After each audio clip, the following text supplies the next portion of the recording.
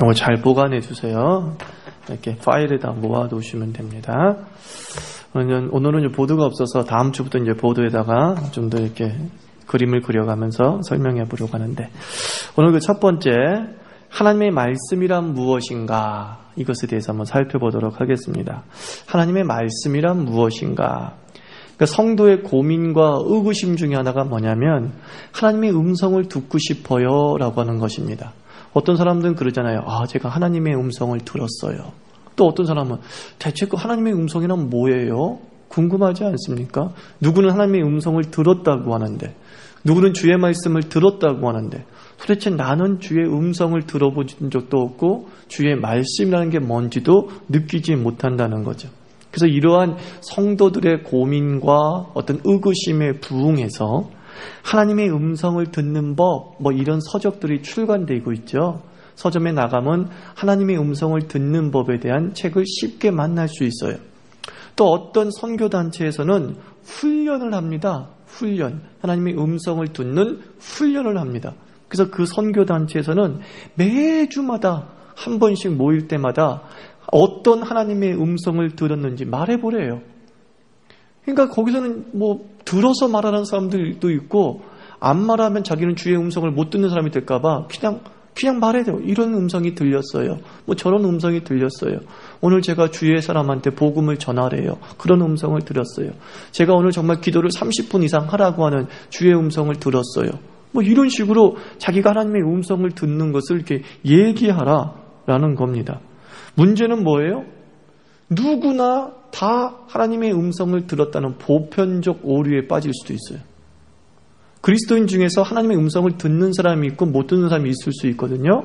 그런데 우리는 모두가 다 하나님의 음성을 들을 수 있다라고 잘못 가르치는 것 같아요. 하나님의 음성은 모두가 들을 수는 있지만 모두가 듣는 건 아니에요. 반면에 어떤 사람은 하나님의 말씀을 나만 들었다고 특권에 남용을 해요. 하나님의 말씀을 나만 들었대. 그리고 하나님은 자기와만 소통을 한대. 그래서 예전에 그런 말씀 했잖아요. 설교 시간에 딱 목사님이 올라오셔가지고는 가만히 계십시오. 가만히 계십시오. 지금 주께서 나에게 말씀하십니다. 주께서 나에게 말씀하십니다. 그래요. 그냥 1분 동안 그래요. 주여 하다가 무슨 안테나 세우는 것처럼, 우리가 핸드폰 수신 잘 맞는 거 찾는 것처럼 그래요. 그 다음에 설교하기 시작하는 거예요. 오늘 하나님께서 나에게 주신 말씀은 하면서 쫙쫙쫙쫙 풀어나간다는 거죠. 이것도 남용이에요. 나만 하나님의 말씀을 듣는다라는 것도 남용이에요. 누구나 하나님의 말씀을 듣는다라는 것도 문제고, 나만 하나님의 말씀을 듣는다라는 것도 문제라는 거예요. 그래서 우리가 하나님의 음성을 듣는 법에 앞서서, 하나님의 음성을 듣는 방법을 배우는 것에 앞서서 더 중요한 게 뭐냐면 분별입니다. 분별. 이게 하나님의 음성인지 아닌지, 그리고 대체 무엇이 하나님의 말씀인지, 이것에 대한 분별이 먼저 있어야 되는 것이죠. 사람이 옆에서 귓속말로 얘기할 수도 있잖아요. 앞을 못 보는 사람에게 이봐요, 내가 하나님이요. 그래요. 그럼 그 사람은 자기 귀에 들린 게 하나님의 음성인 줄 착각할 수 있잖아요. 그렇지 않습니까? 사람이 지금 얘기하고 있는 건데 그와 비슷하다는 것입니다. 그래서 우리가 하나님의 음성을 듣는 방법을 배우는 것에 앞서서 하나님의 음성이란 뭐냐, 하나님의 말씀이란 대체 뭐냐, 이것에 대한 정의 그리고 기준이 있어야지만이 우리가 보편적 왜곡이나 특권의 남용이라고 하는 오류에 빠지지 않게 된다라는 것이죠. 그래서 이제 성경 이전 시대에 이제 하나님의 말씀, 우리가 보통 성경은 하나님의 말씀이다 누구나 알고 있잖아요. 그래서 하나님의 말씀이 뭡니까? 그럼 성경 딱 들으면서 이게 하나님의 말씀이요, 이렇게 말할 수 있던 시대에 살고 있었단 말이죠. 근데 성경 이전 시대에는 어떠했냐는 거예요. 성경이 기록되기 전에, 이 66권이 우리에게 주어지기 전에 그 이전 시대, 그죠? 그 이전 시대가 언제쯤이에요? 예수님 때 성경이 있었어요? 없었어요? 예? 예수님 때 어떤 성경이에요? 그때는 구약만 있었고, 그죠? 구약만 있었죠. 그러면은 다윗 시대 때는 성경이 있었어요? 없었어요? 없었어요? 있었어요. 뭐가 있었어요? 네, 모세 오경까지 있었죠. 그죠? 모세 오경까지 있었죠. 그러니까 시간이 지나면서 점점 66권이라는 구체적인 하나님의 말씀이 확정됐으니까 시대를 거슬러 올라가면 올라갈수록 기록된 성경을 만날 수 있어요? 없어요? 만날 수 없죠. 그 시대에는 대체 무엇이 하나님의 말씀이었느냐라는 겁니다. 첫 번째가 뭐예요? 첫 번째가 뭐예요? 말씀 자체. 성경을 읽어보면 여호와께서 가라사대 주께서 이르시기를. 그러니까 하나님께서는 말씀하시는 분이에요? 안 하시는 분이에요? 말씀하시는 분이라는 것을 성경을 통해서 알 수 있죠. 하나님께서 말씀하실 때 분명히 말씀하실 때는 인간이 귀로 들을 수 있는, 인간이 이 감각기관으로 이해할 수 있는 음성이 구체적으로 들렸다는 거예요. 내면의 소리가 아니라 귀로 들리는 소리가 분명히 있었다는 겁니다. 그 대표적인 예가 아담과 하와의 경우이죠. 아담이 범죄를 한 뒤에 하나님께서 뭐라고 말씀했어요? 아담아, 내가 어디에 있느냐라고 묻잖아요. 그러니까 아담이 또 뭐라 그래요? 내가 죄를 지었으므로 부끄러워서 숨었나이다 라고 말합니다. 그것을 막 텔레파시로 얘기했을까요? 아담아. 그러니까 아담이 딱 듣고서 내가 여기 이렇게 했겠어요? 아니에요. 구체적인 하나님이 주신 언어를 가지고서 아담아 내가 어디 있느냐 들렸어요, 귀에. 그리고 아담도 하나님의 귀에 들리도록 내가 숨어서 부끄러워서 숨었나이다 라고 말했어요. 또 창세기 보면 아브라함이 창세기 22장을 읽어보면 이삭을 죽이려고 해요. 이삭을 죽이려고 했을 때 하나님이 어떻게 했어요? 아브라함아, 아브라함아. 이건 분명히 음성이죠. 선명하게 들린 음성이에요. 내적 음성이라고 생각하지 마세요. 선명하게 들리는 음성. 이런 식으로 하나님께서는 말씀, 음성의 방법으로 우리에게 다가오셨다는 거죠. 두 번째는 어떤 것이 하나님의 말씀이냐면 꿈과 환상이 하나님의 말씀이었어요. 꿈과 환상. 대표적으로 꿈과 환상을 통해서 하나님의 음성을 들었던 사람들이 누구냐면 선지자겠죠. 선지자, 그죠? 선지자는 꿈과 환상을 통해서 하나님의 말씀을 들었어요. 우리가 새벽에 선지서 무엇을 묵상하고 있죠? 에스겔서를 묵상하면서 에스겔서 참 뭘 많이 본 사람이에요? 그죠? 환상을 많이 본 사람이에요. 그죠? 막 1장 같은 데 읽어보면 막 에스겔이 본 환상이 막 비행기 같은 그런 환상을 보잖아요. 바퀴가 4개가 있고 날개가 있어가지고 그 소리가 대단하며 뭐 환상 보고, 또 38장에서는 마른 뼈의 환상을 보기도 하고, 또 43장 같은 경우에는 이제 성전 문지방에서 흘러나오는 그런 물의 환상들을 보기도 해요. 그래서 에스겔의 예언의 상당수는 환상, 자기가 본 것. 그럼 환상이란 대체 뭐죠? 환상이 뭐죠? 현실에 없는 것, 그게 환상이죠. 현실에 없어요. 그러니까 하나님께서 환상을 보여준다 그러면서 에스겔에게 실제로 마른 뼈가 살아나게 하고, 실제로 막 모든 사람들이 볼 수 있게끔 막 그냥 비행기 같은 그러한 환상들이 그 현실들로 보여준다는 건 환상이 아니죠. 그건 현실이에요.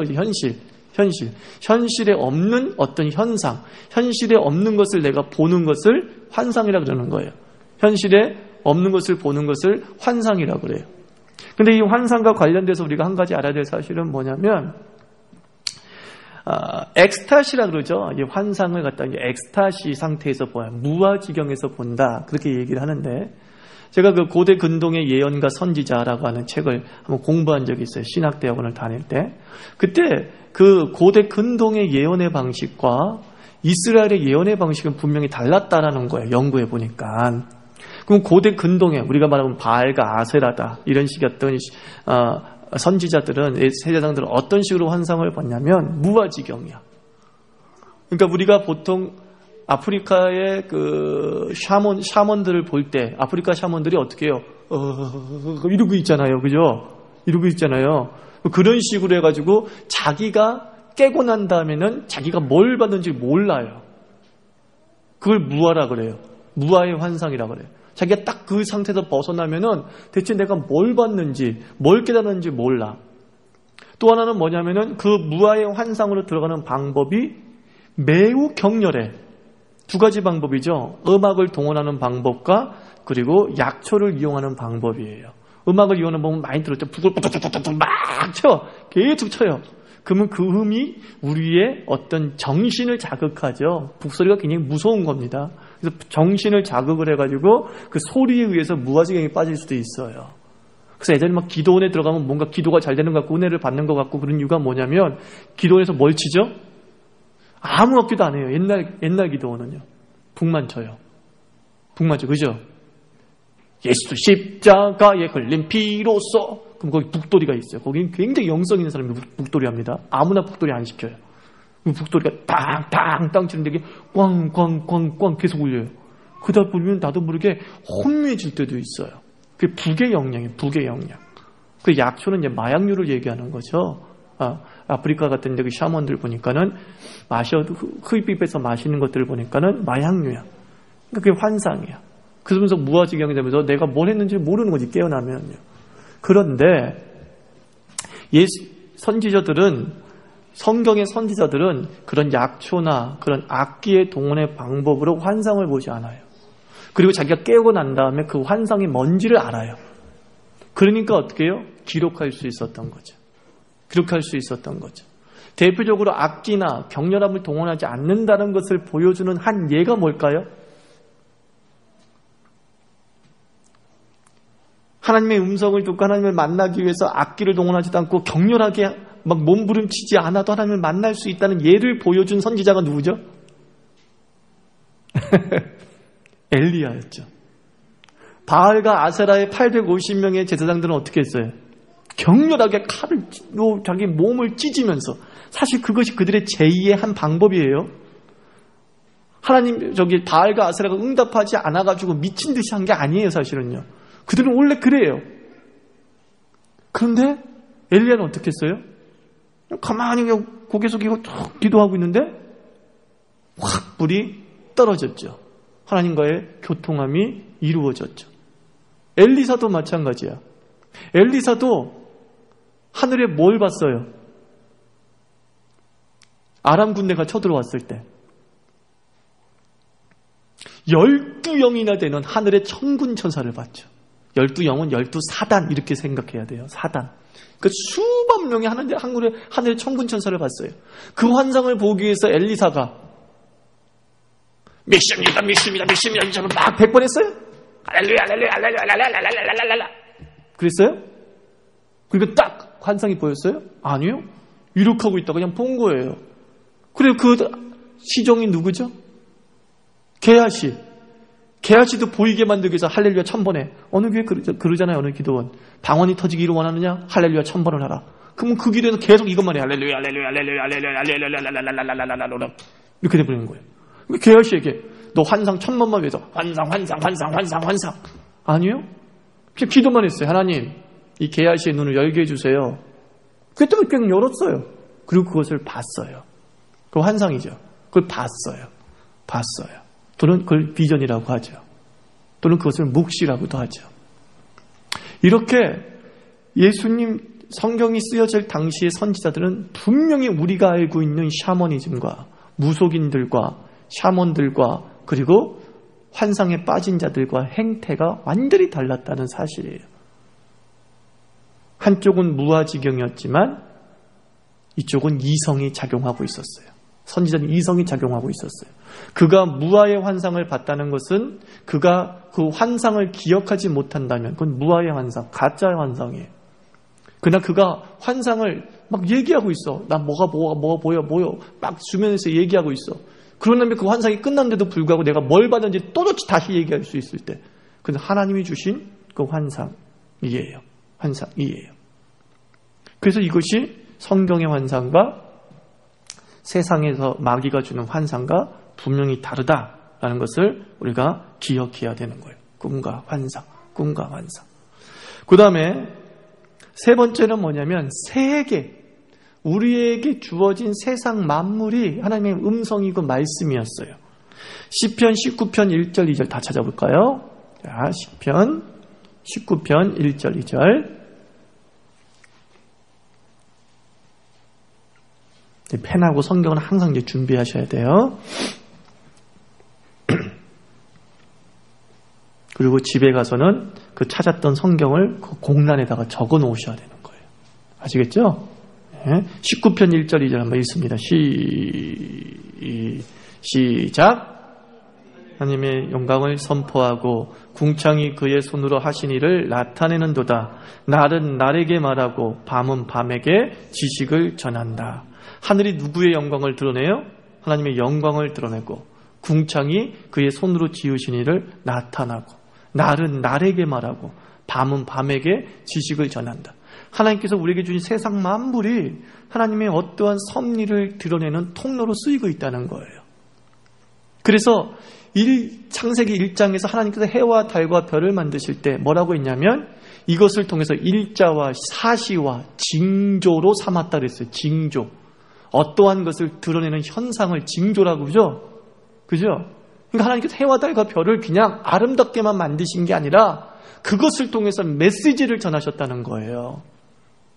한 예로 하늘의 메시지를 보고서 하나님의 뜻을 읽은 사람이 누구죠? 네? 그렇죠. 동방박사. 그렇죠. 동방박사들은 하늘의 별을 보고서 하나님의 음성을 들은 거예요. 이 땅에 구세주가 오신다. 그것을 그 별을 통해서 읽을 줄 알았죠. 성경 이전의 시대였으니까. 그것을 통해서 깨달았다는 거예요. 그죠? 네 번째는 뭐예요? 역사를 통해서 말씀하세요. 역사. 히스토리. 역사는 히스토리예요. 웍이 아니라 히스토리. 자, 이사야 10장 5절 또 다시 한번 찾습니다. 이사야서 10장 5절.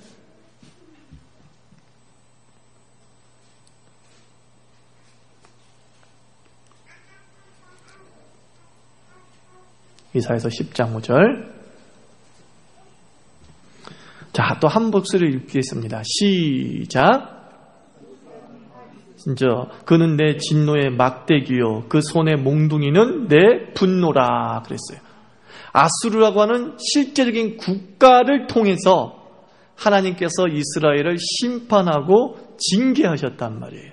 즉 인간이 만들어 놓은 역사와 문화라고 하는 행태를 통해서 하나님께서 자기의 뜻을 드러내는 거예요. 뜻을 드러내는 거예요. 그러니까 우리가 주변에서 일어나고 있는 국제 정세를 읽을 필요가 있는 이유가 그 국제 정세를 통해서 하나님은 단순히 정치 역학적 관계만을 드러내는 것이 아니라 거기에 하나님의 섭리를 숨겨두시는 겁니다. 그래서 교회 사가들이, 우리 한국의 교회 사가들이 1950년 한국전쟁을 역사적 해석을 했을 때 하나님의 뜻이었다는 것, 하나님의 어떤 말씀이 있었다는 것을 읽어냈죠. 그게 뭐였냐면은 이전에 말씀드렸지만 한국전쟁이 일어나기 전에 한국교회 상황이 어떻다고 그랬어요? 엄청난 분란이에요. 4분 5열 찢어지고 싸우고 다투었어요.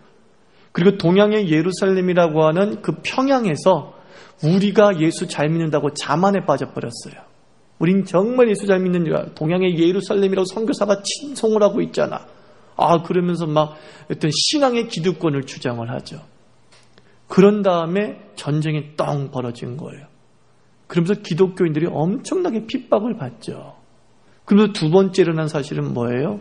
그 평양에서 떵떵거리면서 자기네끼리 잘 믿고 잘 살았던 평양의 그리스도인들, 이북의 그리스도인들이 남한 전역으로 싹 퍼져버렸어요. 그러면서 엄청난 남한의 부흥, 교회 부흥이 일어나기 시작하죠. 그 전까지 만약에 그리스도인을 100으로 잡았으면 이북 지역이 70%, 이남 지역이 30%밖에 되지 않았어요. 이북 지역 굉장히 예수 잘 믿었던 사람들이에요. 또 많이 믿었고요. 근데 그런 사람들이 싹 남쪽으로 퍼져 나가면서 한국교회가 이제 제2의 20년 동안 제2의 부흥기가 오기 시작한다는 거죠. 그래서 어떤 한국에서 일어난 역사를 통해서 하나님의 섭리, 하나님의 뜻을 읽을 수 있었던 것이죠. 읽을 수 있었던 것.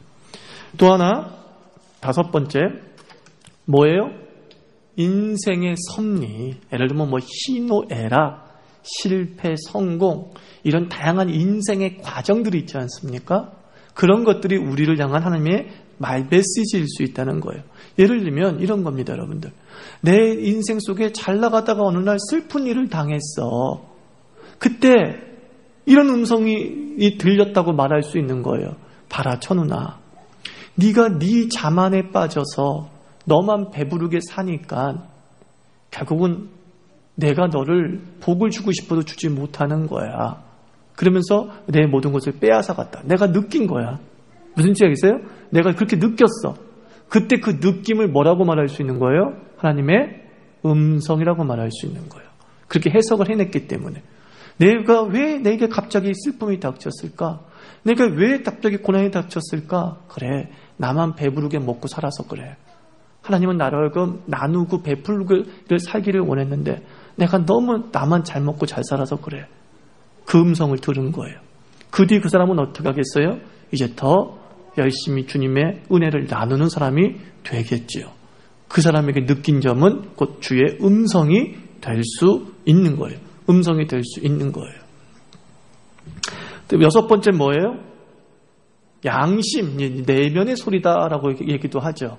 내면의 도덕, 이렇게 얘기할 수도 있죠. 로마서 2장 15절 말씀 한번 보십시다. 로마서 2장 15절.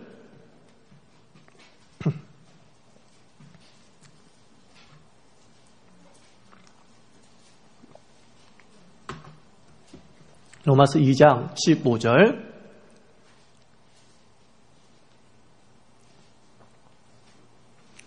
자, 한번 수 있습니다. 시작. 어떤 이런 이들은 그 양심이 증거가 되어 그 생각들이 서로 혹은 고발하며 혹은 변명하며 그 마음에 새긴 율법의 행위를 나타내느니라.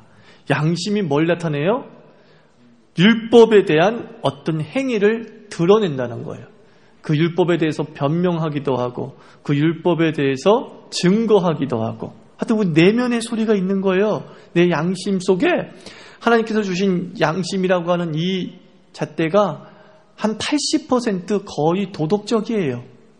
이해가 되십니까? 80% 거의 도덕적이야. 그래서 나쁜 게 뭐고 좋은 게 뭐고 이런 것들을 솔직히 배우지 않아도 알아요. 배우지도 하지도 알아요. 그러니까 하나님께서는 어떤 도덕적인 결단을 내릴 때 이 양심의 소리로 우리에게 메시지를 전하는 거예요. 그런데 구원받지 못한 자들은 디모데후서 3장에 뭐라 그랬어요? 양심에 뭐 맞은 자? 화인 맞은 자. 도덕 불감증에 빠져요. 그러니까 구원에서 떠나고 예수의 구원에서 떠난 자들은 도덕 불감증에 탁 빠져가지고 마음이 매우 강팍해지기도 한다는 거예요. 그러니까 우리가 이것들을 기억해야 되고. 또 7번째 어떤 게 있어요? 하나님의 말씀 중엔 구전이라는 형태도 있었다는 거예요. 그러니까 기록되기 전에는 다 뭐겠어요? 구전, 입으로 전해져 내려온 거죠. 모세가 창세기를 썼어요. 근데 모세는 창세기 때 살았어요? 안 살았어요? 살지 않았다고요. 근데 어떻게 창세기를 쓸 수 있었겠어요? 그죠? 조상들이 입으로 계속 얘기해 줬어요. 하나님께서 이렇게 세상을 창조하셨고 아브라함과 이삭과 야곱이 있었단다. 막 이런 식으로 얘기를 해줬다고요. 그 얘기한 것을 계속 그 세대 전해져 내려온 것이죠. 그러니까 우리의 부모가 하나님의 음성일 수 있죠. 그렇죠? 나보다 먼저 믿은 이의 훈계와 권면이 하나님의 말씀일 수 있어요. 중요한 건 먼저 믿은 자. 나보다 먼저 믿은 자의 입술을 통해서 하나님은 삶의 경험을 겪게 하셨고 하나님은 성경의 경험을 그 선배들에게 겪게 만드셨단 말이에요. 그래서 그 믿음의 선배들이 신앙적 조언을 해주고 그리고 인생의 방향들을 제시해 줄 때 그것을 하나님의 음성으로 받을 수 있다는 거예요. 받을 수 있다는 거예요. 그 다음에 8번째 뭐예요? 그때도 기록물은 있었겠죠. 예를 들면은 문자가 먼저 만들어졌잖아요. 성경이 완성되기 전에 문자가 먼저 있었거든요. 그러니까 구전도 있었겠지만 이렇게 글도 좀 써놓은 것들도 있었겠지요. 이제 그런 파편적 조각들이 이제 합쳐져서 성경이 된 거죠. 성경이 된 거죠. 자, 이것이 바로 성경 이전 시대의 하나님의 말씀이었어요. 성경 이전 시대에. 그러나 성경 이전 시대의 하나님의 말씀, 하나님의 음성이라고 말하는 것들은 지금도 하나님의 음성일 수 있어요. 근데 성경 이후에, 성경 시대 이후에 성경 이전 시대의 하나님의 음성은 성경의 분별을 받아야 돼요. 이해가 되십니까? 우리가 하나님께서 지금 8가지 방법을 통하여서 성경 이전 시대 주의 음성 또는 주의 말씀을 전달했단 말이에요. 근데 성경이 쓰여지고 난 다음에 성경 속에 하나님께서 말씀하고자 하시는 구원의 의미와 하나님의 백성다운 삶의 방식이 거의 다 농축되어져 있어요. 농축되어져 있어요. 그러나 너무 방대하기 때문에 우리 인간사의 세세한 부분까지 말할 수는 없잖아요. 누구와 결혼해요? 성경에 나와 있어요? 안 나와 있어요? 나와 있지 않아요. 그런데 하나님은 누구와 결혼해라고 말씀하십니까? 안 하십니까? 하십니다. 그걸 말씀하십니다. 근데 바로 그 하나님께서 누구와 결혼할 것인가라고 말씀하시는데 그 말씀을 하는 그 통로가 만약에 내 부모라고 생각을 해보세요. 내 부모가 하나님이 너는 이 남자와 결혼하기를 원해 라고 말을 했단 말입니다. 근데 그 부모가 성경도 모르고 예수도 몰라. 그럼 음성이 아니에요. 그건 아니다라는 것이죠. 그건 아니다라는 것이죠. 근데 그분이 예수를 믿어. 예수를 믿는데 그분이 그래 맞아. 그건 하나님이 주신 너의 배우자야. 예수 안 믿어도 너 하나님이 주셨어. 하나님 말씀 맞아요? 안 맞아요? 아니죠. 왜 그렇죠? 성경에는 어떻게 나왔어요? 방향은 제시했잖아요. 불신자와 믿지 않는 자와 멍에를 함께 매지 말라라고 했기 때문에 성경과 대치돼요? 안 대치돼요? 대치되죠. 대치되기 때문에 하나님의 음성일 수 없어요. 그가 예수를 믿었다 할지라도. 즉 구전의 음성의 권위를 가지고 있다 할지라도 성경의 최종 권위와 대치되고 있기 때문에 너 그 남자와 결혼해 라는 메시지는 하나님의 음성일 수 없다는 거예요.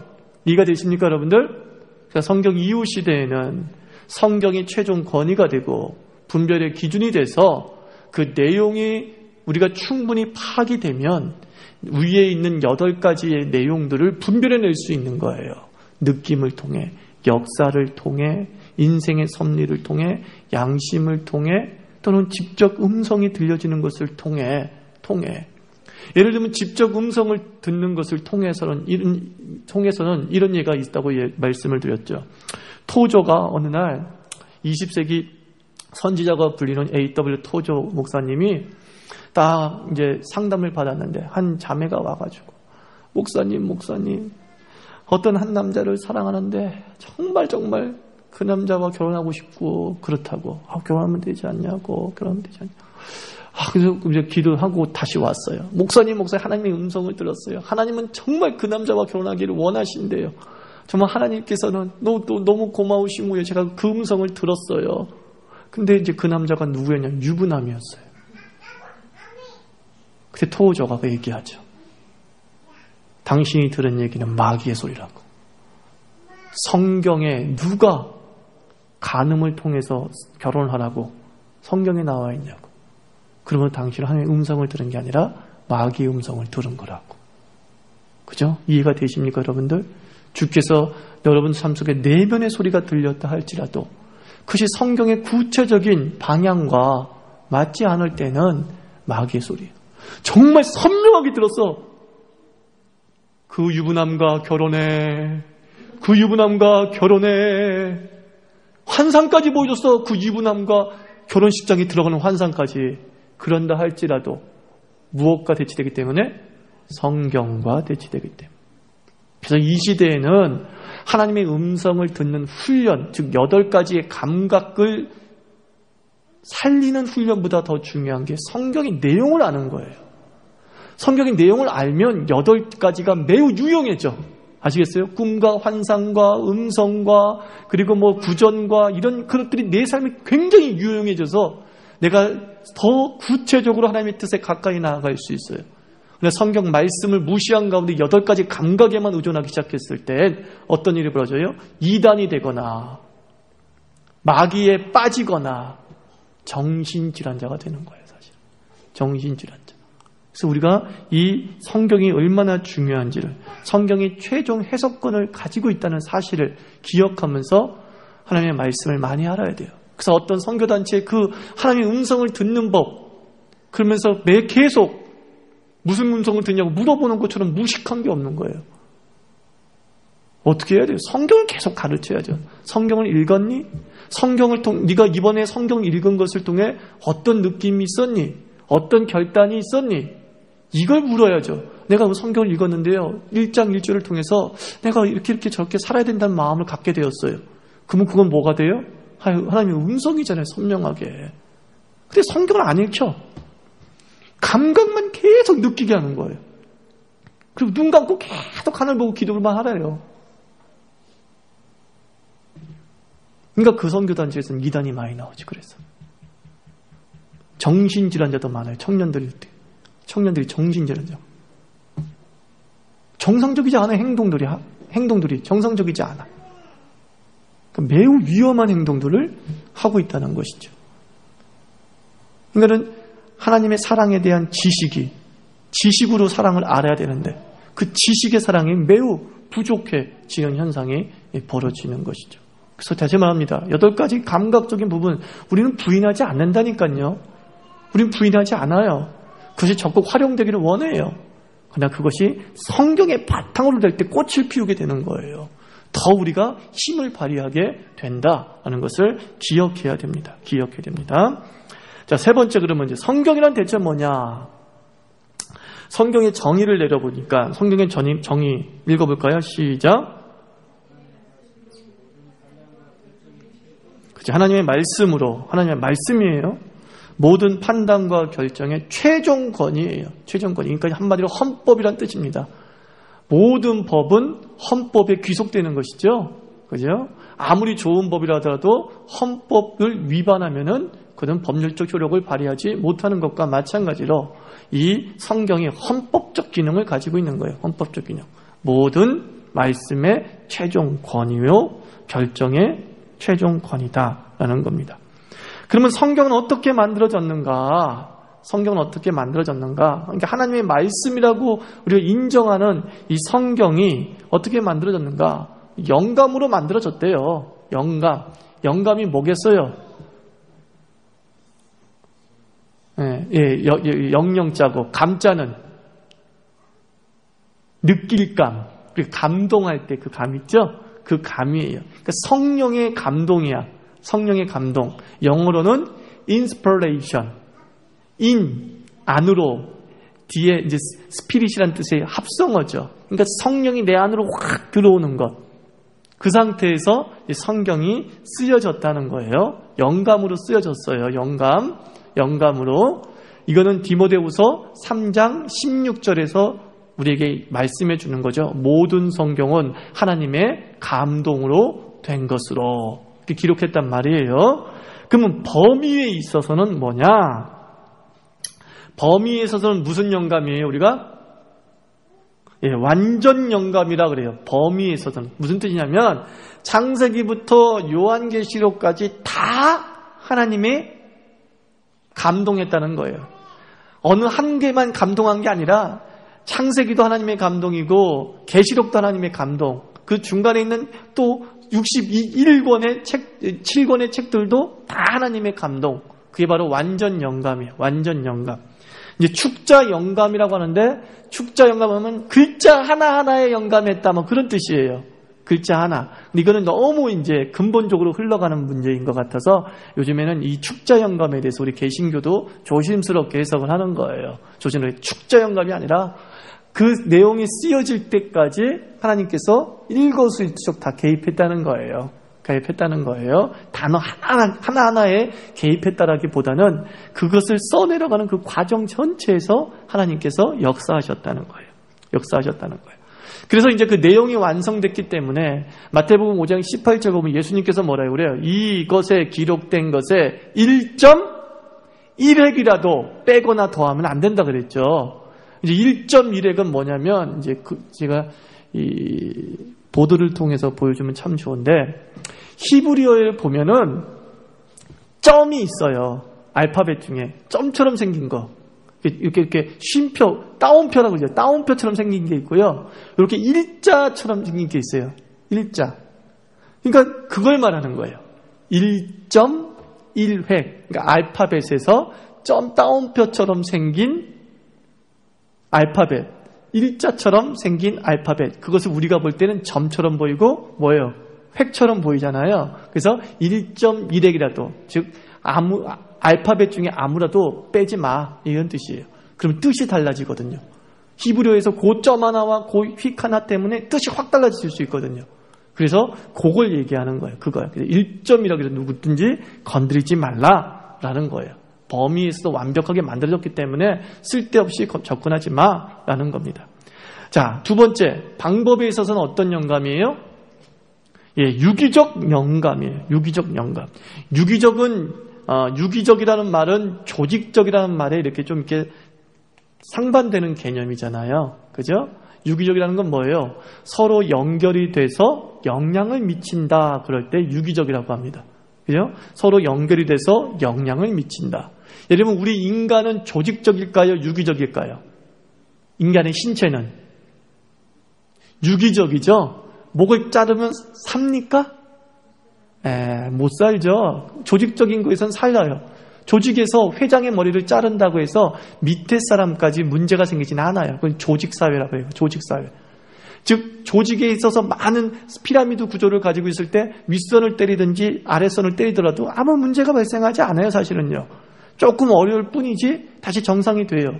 근데 유기적에서는 목을 째리든지 다리를 자르든지 뭘 하든 간에 어느 한 부분에서 잘리면은 어떻게 돼요? 전체가 다 고통을 느껴요. 전체가 다 고통을 느껴요. 그것을 유기적이라고 그래요. 그러니까 생명은 조직적으로 만들어지지 않냐고 유기적으로 만들어졌어요. 그죠? 그래서 교회는 유기적이에요? 조직적이에요? 조직적이 아니고 유기적이죠. 우리 예수님께서 말씀하셨죠. 하나님께서 바울 선생님이 너희는 그리스도의 몸이요. 그리스도는 너희의 머리라 그랬잖아요. 너희의 머리라. 그러니까 뭐예요? 유기적이란 말이에요. 예수님이 상처받으면 나도 상처받고 나도 상처받으면 예수님이 상처를 받아요. 그게 바로 유기적 영감, 어떤 생명력을 가지고서 그 하나하나의 가치가 인정되어지는 걸 유기적이다라고 얘기한단 말입니다. 그러니까 성경이 유기적 영감으로 쓰여졌다라는 건 뭐냐면 쉽게 얘기해서 성경의 저자들의 재능과 성장 배경대로 쓰여졌다 이런 뜻이에요. 아시겠습니까? 성경의 저자가 한 30여 명이 된단 말입니다. 그 30여 명의 저자들의 살아온 배경이 있고 학식이 있고 그리고 어떤 문화적 수준들이 다 있지 않겠습니까? 그것을 전혀 배제하지 않았다는 거예요. 그러면 그걸 배제하지 않았다는 증거가 뭐냐? 성경이 다양한 문체로 쓰여졌다는 거예요. 만약에 하나님께서 한자 한자 받아 적어라고 했으면 문체는 똑같아야 돼요. 건조체 내지 간결체. 그래야 되는 게 정상이에요. 아주 간단하게 딱 한 가지 문체만 있어야 돼요. 문체가 뭔지 알죠? 예? 글 쓰시는 박동신 형제님 문체를 좀 정리해 주세요. 예? 문체. 어떤 내용을 표현하는 문장적 방식이에요. 예를 들면 사랑이라고 하는 내용을 표현함에 있어서 나는 너를 사랑한다. 이건 뭐예요? 뭐예요? 간결체 내지 건조체예요. 나는 뜨겁게 내 마음속에서 울렁거림이 있는 것으로 보아서 나는 너를 무지하게 사랑한다. 이렇게 있으면 뭐가 되겠어요, 이건요? 만연체, 뭐 이런 식이 되는 거겠죠. 예를 들어, 무슨 뜻인지 알겠죠? 느리고 늘려가지고 막, 내용은 똑같잖아요.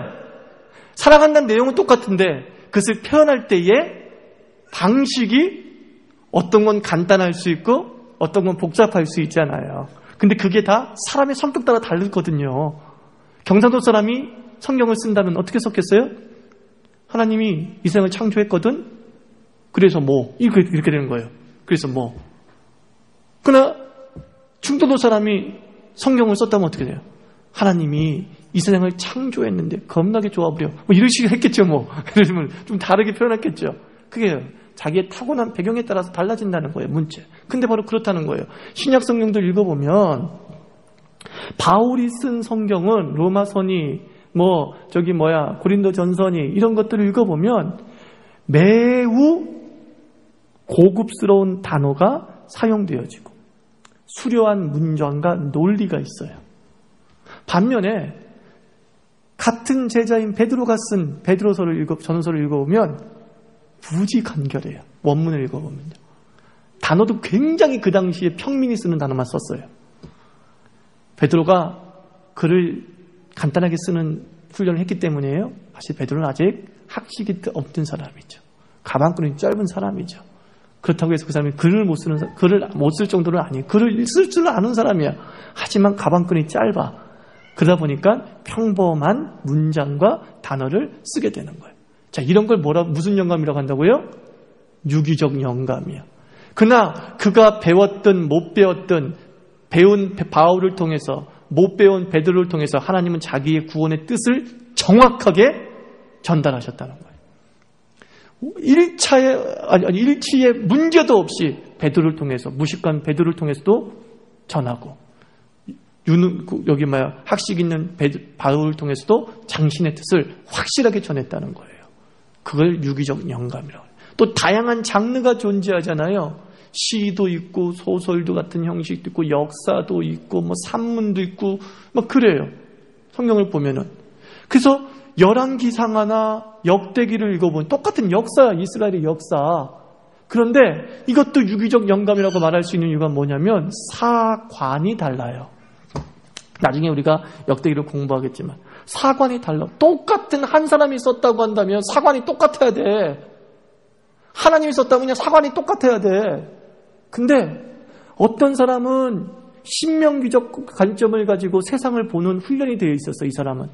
어떤 역사가는 다윗의 언약이라고 하는 관점에서 세상을 보는 훈련이 되어 있었어요. 그 다윗의 언약의 관점으로 이스라엘의 역사를 보니까 요거 봐라. 다른 해석이 내려지네. 신명기적 사관을 가지고서 이스라엘의 역사를 쫙 읽어보니까 이상하네. 그러면서 다윗의 언약의 관점에서 쓴 성경이 역대기고 똑같은 역사인데 신명기적 사고방식을 가지고 쓴 이스라엘의 역사가 열왕기예요. 그런데도 불구하고 그 다른 사관을 통해서 하나님께서 자기의 뜻을 충분하고도 완전하게 어떻게 했어요? 드러내셨어요. 이걸 무슨 영감이란다고요? 유기적 영감이에요. 유기적 영감. 주님은 우리의 가진 모든 것을 쓰십니다. 아시겠습니까? 그래서 여러분들이 다른 사람 성경도 이렇게 쓰여졌는데 여러분의 인생도 다 쓰임받습니다. 그걸 기대하시라고요. 성경도 이렇게 다양한 사람에 의해서 우리의 재능과 역사가 하나도 버림받지 아니하고 주께 쓰임받았는데 우리가 배운 경험들과 우리가 배운 모든 것들은 하나님 나라에 귀하게 쓰임받을 줄 믿습니다. 그래서 후안 카를로스 오르티오즈 그 아르헨티나 목사님이 쓴 책 중에 하나가 뭐예요? 하나님 나라에는 쓰레기가 없다. 그게 유기적 영감을 저는 너무나 잘 표현해 주는 예인 것 같아요. 하나님 나라에는 쓰레기가 없습니다. 여러분의 과거의 아픈 기억들도 저는 반드시 쓰임받을 줄 믿습니다. 또 지금의 답답한 현실도 반드시 쓰임받을 때가 있어요. 주께서 다 이유가 있으니까 그 희노애락을 경험하게 만드신 거예요. 사실은요.